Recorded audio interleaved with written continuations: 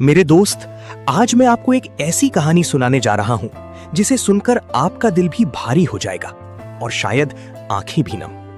ये कहानी है एक ऐसे बच्चे की जिसने बचपन नहीं जिया बल्कि उसे हर दिन कमाया है।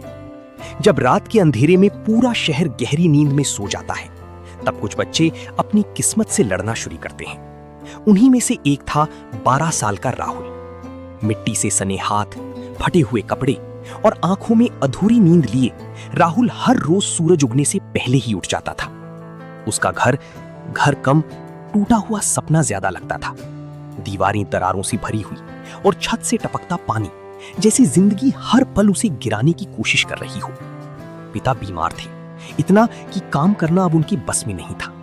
माँ दूसरों के घरों में बर्तन मांजकर जैसे तैसे घर चला रही थी, लेकिन सच ये था, घर चल नहीं रहा था, बस खींचा जा रहा था। इसलिए राहुल ने बहुत छोटी उम्र में ही जिम्मेदारियां उठा ली। सुबह के 5 बजे ठंडी हवा में कांपते हुए वो चाय की केतली लेकर बस स्टैंड पहुंच जाता। चाय ले लो, गरम चाय। उसकी पतली सी आवाज भीड़ में कहीं खो जाती, लेकिन वो रुकता नहीं था।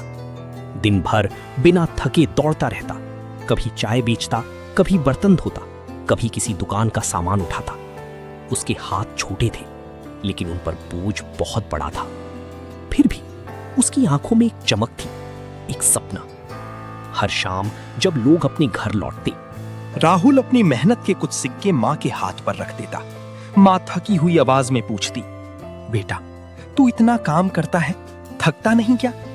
राहुल हल्की सी मुस्कान के साथ कहता, थकता हूं मां, लेकिन रुक गया तो हमारा घर कैसे चलेगा?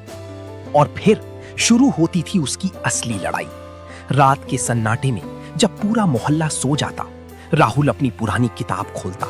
टूटी चारपाई और एक छोटी सी मोमबत्ती की रोशनी में वो अपने सपनों को पढ़ता था। नींद उसकी आंखों को बार बार बंद करने की कोशिश करती, लेकिन उसका हौसला हर बार उसे जगा देता। एक रात उसके पिता ने उसे पढ़ते हुए देख लिया। आंखों में आंसू लिए उन्होंने पूछा, बेटा इतना काम करने के बाद भी पढ़ता है, क्यों खुद को इतना तकलीफ देता है?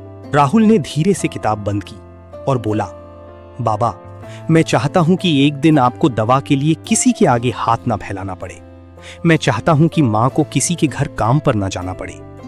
उसकी आवाज कांप रही थी, लेकिन उसके इरादे चट्टान जैसे मजबूत थे। दिन गुजरते गए, संघर्ष बढ़ता गया। कभी भूखा सोना पड़ा, कभी लोगों की डांट सहनी पड़ी और कभी बिना पैसे दिए ही भगा दिया गया। एक दिन चाय बेचते वक्त एक आदमी ने गुस्से में उसे धक्का दे दिया। केतली गिर गई और उबलती चाय उसके हाथों पर गिर गई। राहुल दर्द से तड़प उठा, लेकिन कुछ ही पल में उसने आंसू पोंछे और फिर से खड़ा हो गया। उस रात उसके हाथ जल रहे थे। मां ने रोते हुए कहा, आज मत पढ़ बेटा, तेरे हाथ जल गए हैं। राहुल ने धीरे से जवाब दिया, अगर आज रुक गया ना मां, तो जिंदगी भर रुक जाऊंगा। उस रात सिर्फ उसके हाथ नहीं जले थे, बल्कि उसका इरादा और भी तपकर मजबूत हो गया था। धीरे धीरे वक्त बदलने लगा। राहुल की मेहनत अब रंग लाने लगी थी। स्कूल में वो सबसे आगे आने लगा। एक दिन उसके टीचर ने उसे बुलाकर कहा, राहुल तुम्हारी मेहनत बता रही है कि तुम बहुत आगे जाओगे, बस कभी हार मत मानना। उस दिन पहली बार राहुल को लगा कि उसका सपना सच हो सकता है। सालों बाद वही राहुल जो कभी बस स्टैंड पर चाय बेचता था, आज एक बड़ा अधिकारी बन चुका था। अब उसके घर की दीवारें टूटी नहीं थी, मजबूत थी। उसकी मां के हाथों में अब घाव नहीं थे, सुकून था। एक इंटरव्यू में उससे पूछा गया, आपकी सफलता का राज क्या है? राहुल मुस्कुराया।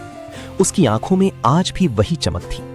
उसने कहा, जब सब सो रहे थे, तब मैं अपने सपनों के लिए जाग रहा था। उसकी कहानी ये सिखाती है कि गरीबी एक हालत हो सकती है, लेकिन अगर इरादे मजबूत हों तो कोई भी बच्चा अपनी किस्मत बदल सकता है, क्योंकि असली लड़ाई हालात से नहीं, हार मानने से होती है।